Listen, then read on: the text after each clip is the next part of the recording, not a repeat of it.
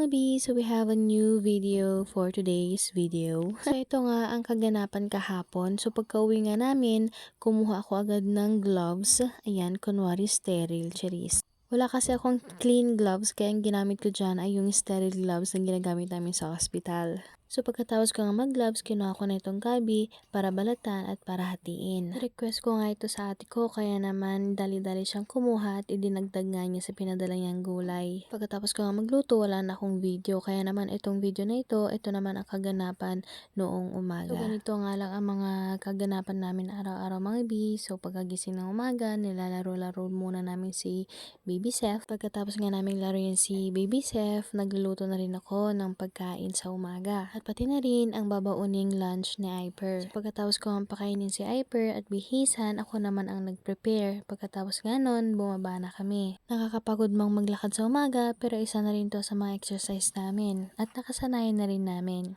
So dito nga B, nakapak nga ako ng malas, ay charis, ng tae ng aso, nakakainis.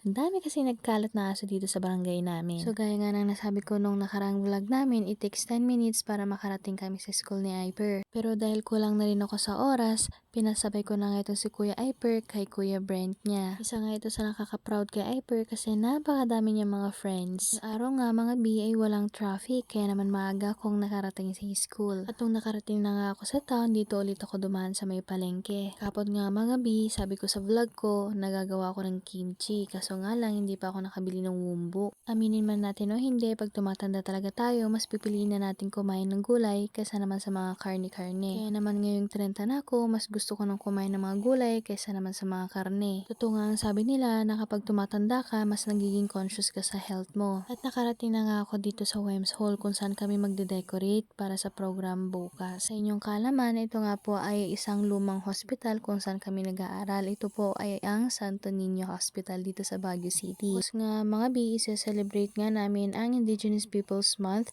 with the theme Honoring Calderiera Heritage, Strengthening Unity Through Indigenous Pride. Kaya naman, isa sa mga decorations namin ay isang malaking gong. So pagkatapos nga namin dikitantong malaking gong, nag-lunch muna kami. Nung una nga, nagalangan pa ako kung paano namin ito isasabit kasi sa sobrang laki nga niya, masyadong malambot. Pero pagbalik nga namin, nakita na namin na nakasabit siya at nagawan nga ng para ng mga kasama namin. Bukas na nga gaganapin ng program, kaya naman umuwi na kami para naman mai-prepare namin yung mga gagamitin namin bukas. Itong si Seth nga, parang baby, nagpapabuhat pa nga. Natutulog tong bata.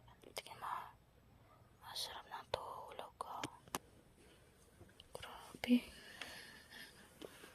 Sarap ng tulog na. Grabe ito. Ay, nagising. Shhh, huwag ka na maingay. Gising tuloy itong si Seth. That's for today. Bye!